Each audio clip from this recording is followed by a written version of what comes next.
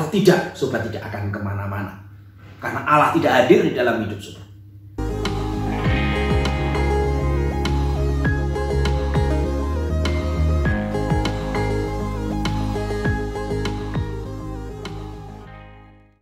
Sobat Kudus, salam sehat, salam kudus.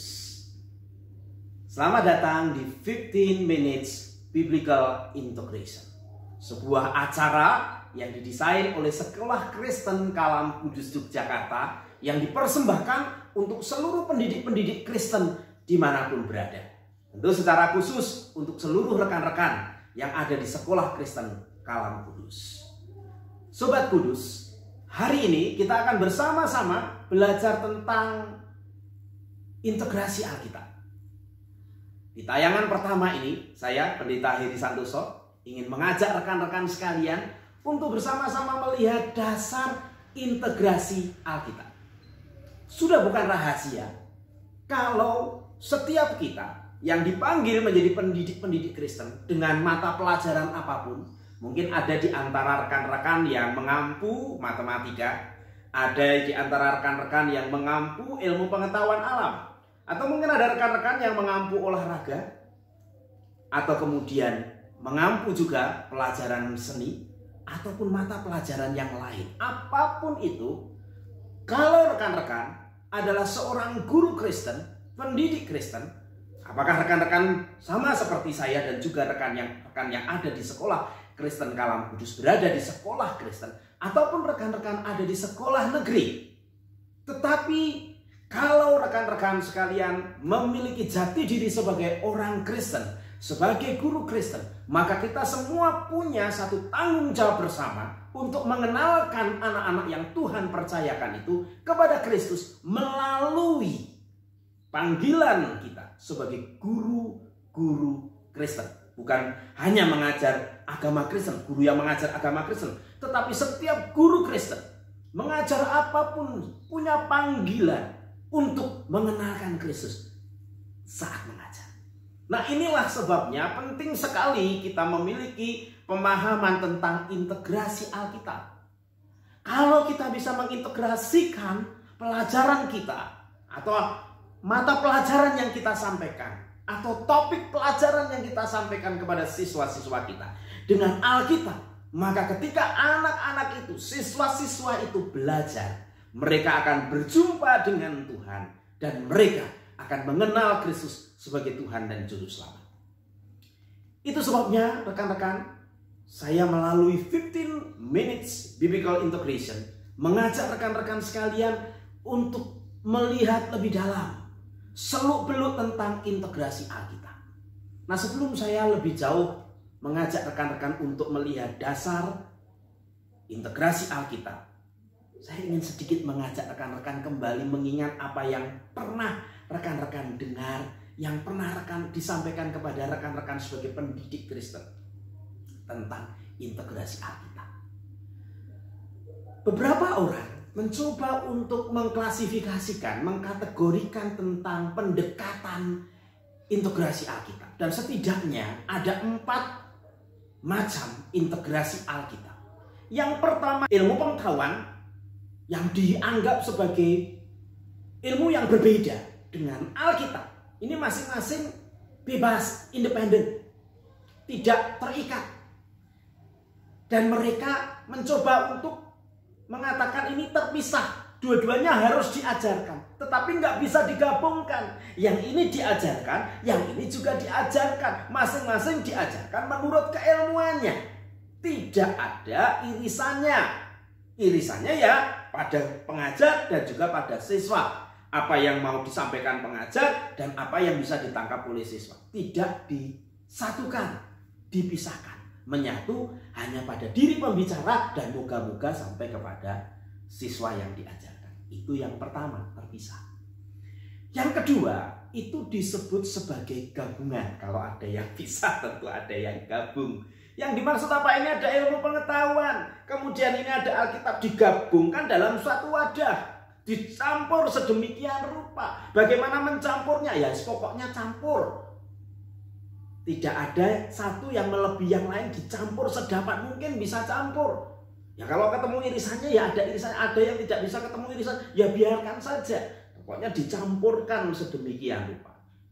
Kemudian disampaikan kepada siswa. Itu jenis yang kedua. Integrasi Alkitab yang ketiga itu disebut sebagai personal. Apa itu artinya personal? Ini artinya ada ilmu pengetahuan, saya sebagai pendidik ini saya pelajari. Ini ada Alkitab, saya pelajari. Masuk dan saya jadi hakimnya. Saya yang menentukan. Itu sebenarnya personal. Saya menjadi yang menentukan yang saya sampaikan kepada. Moga-moga menyatu pada diri saya, dua-duanya kemudian saya. Nah, ini jenis yang ketiga. 1, 2, 3 itu tidak akan saya sampaikan di dalam integrasi Alkitab. Karena bukan ini yang menjadi dasar dari integrasi, atau bukan ini pilihan saya, pilihan Sekolah Kristen Kalam Kudus di dalam mengintegrasikan Alkitab. Lalu apa yang kita pilih? Yang pilih kita tentu yang keempat. Apa yang keempat? Itu yang disebut sebagai integrasi Alkitab berdasarkan Alkitab. Artinya apa? Ini ada ilmu pengetahuan yang merupakan kebenaran dari Tuhan. Dan ini adalah Alkitab yang juga merupakan kebenaran dari Tuhan. Yang dipahami tidak akan berkontradiksi. Tetapi dua-duanya berada dihadirkan dalam sejarah dan situasi yang berbeda. Tetapi dua-duanya merupakan kebenaran Allah. Tetapi Alkitab merupakan otoritas yang lebih tinggi. Itu sebabnya Alkitab menjadi otoritas. Sama-sama di dalam wadah. Ada otoritas Alkitab, ada ilmu pengetahuan, dan ada saya juga sebagai pendidik, ada siswa juga yang mendengarkan. Mereka menyatu, semuanya didasarkan pada Alkitab. Ketika saya menyampaikan pelajaran, maka akan tunduk kepada Alkitab sebagai dasarnya, baik ilmu pengetahuan yang juga berisi kebenaran Tuhan, ataupun saya sendiri juga sebagai pendidik Kristen, saya tunduk kepada Alkitab. Jadi bukan saya yang menentukan, tetapi Alkitab yang menentukan. Nah, untuk bisa seperti itu bagaimana? Itu yang hari ini saya ingin sampaikan kepada rekan-rekan sekalian sebagai yang pertama. Dasar yang benar. Sebenarnya antara yang ketiga, yang personal, itu dengan yang keempat, integrasi Alkitab berdasarkan Alkitab sendiri, itu agak sedikit sama. Samanya apa? Samanya itu menyatu pada diri saya sebagai pendidik. Baik ilmu pengetahuan ataupun Alkitab, itu semuanya saya serap. Kemudian saya mengorganisasikannya untuk menyampaikannya kepada murid. Dalam hal ini sama. Lalu bedanya apa? Bedanya adalah penentu kebenarannya. Kalau yang personal, penentu kebenarannya adalah saya. Saya yang menentukan kebenaran dari ilmu pengetahuan, saya menentukan kebenaran dari Alkitab, saya mencoba untuk menggabungkannya dan kemudian saya menyampaikan kepada siswa saya. Saya penentunya. Tetapi kalau integrasi Alkitab berdasarkan Alkitab tidak demikian. Penentunya adalah firman Tuhan itu sendiri. Walaupun saya mempelajari firman Tuhan, kemudian saya mempelajari ilmu pengetahuan, ketika saya menyampaikannya bukan berdasarkan opini saya menyampaikannya bukan berdasarkan keinginan saya, tetapi saya harus tunduk kepada pimpinan Tuhan berdasarkan Alkitab. Nah, ini bagaimana melakukannya? Nah, itu sih kita harus memikirkan. Menurut saya yang harus dirubah dulu adalah pada diri kita sebagai pendidik.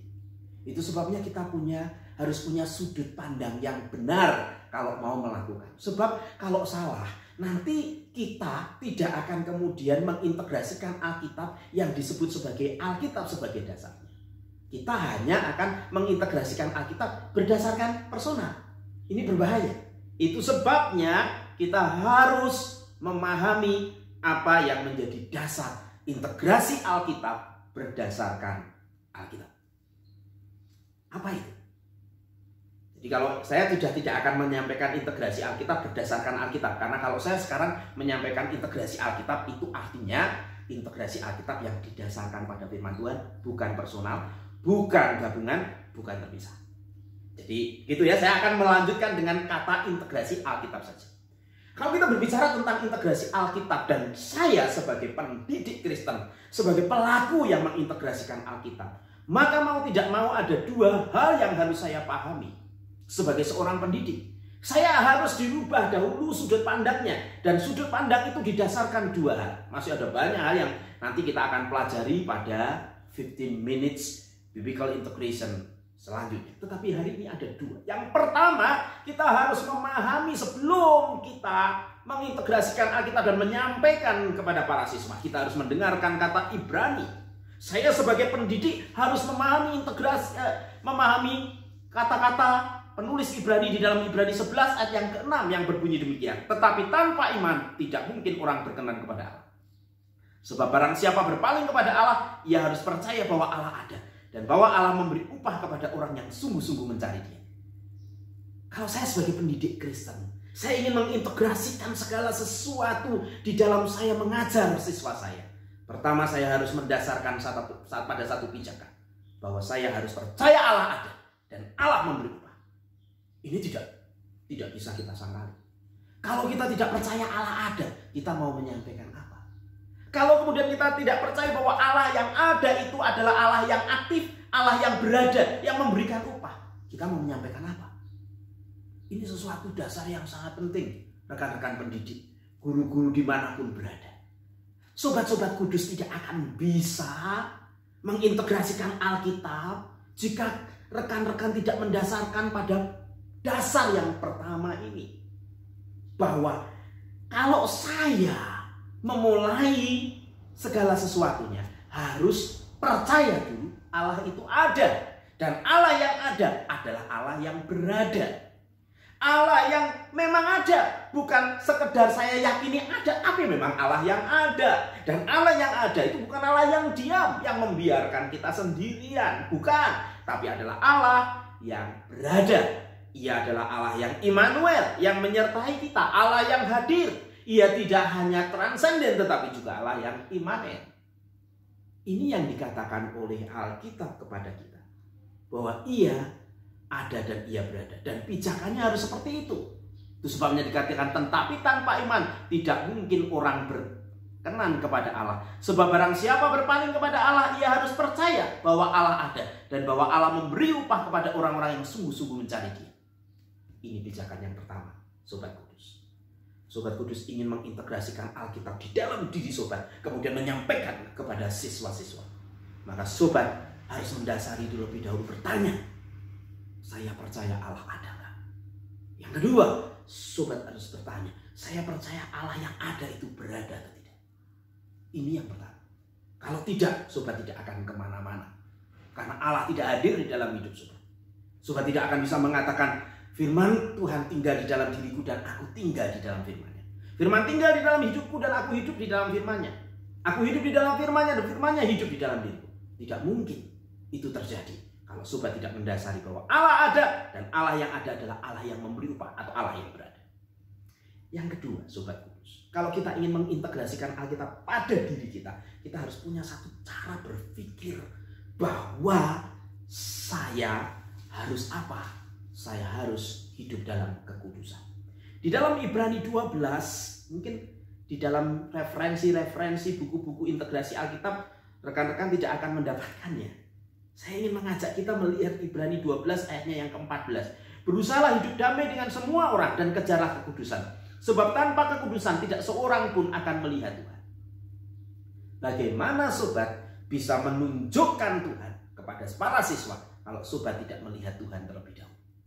Bukan hanya percaya Allah itu ada dan memberi upah sebagai dasarnya, tetapi sobat harus melihat Allah sendiri. Bukan hanya melihat sekali, tetapi terus-menerus melihat. Dan untuk terus-menerus melihat, dikatakan kita perlu mengejar kekudusan. Kenapa? Tanpa kekudusan tidak mungkin kita bisa melihat Allah. Itu artinya firman Tuhan itu harus hidup di dalam diri saya. Sebab tidak mungkin kita bisa hidup kudus untuk Tuhan kalau firman Tuhan itu tidak menjadi patokan kita, pedoman kita. Ini yang kedua yang hari ini saya ingin sampaikan di dalam 15 minutes biblical integration yang pertama. Integrasi Alkitab hanya dimungkinkan kalau sobat hidup kudus. Sebagai pendidik Kristen, pikiran, perasaan, dan kehendak sobat harus dipersembahkan kepada Tuhan agar memproduksi hidup yang kudus, hidup yang benar. Dan kalau itu sobat lakukan, maka sobat akan melihat Kristus setiap hari, melihat Allah setiap hari, dan barulah sobat bisa mengajak para siswa melihat Allah juga.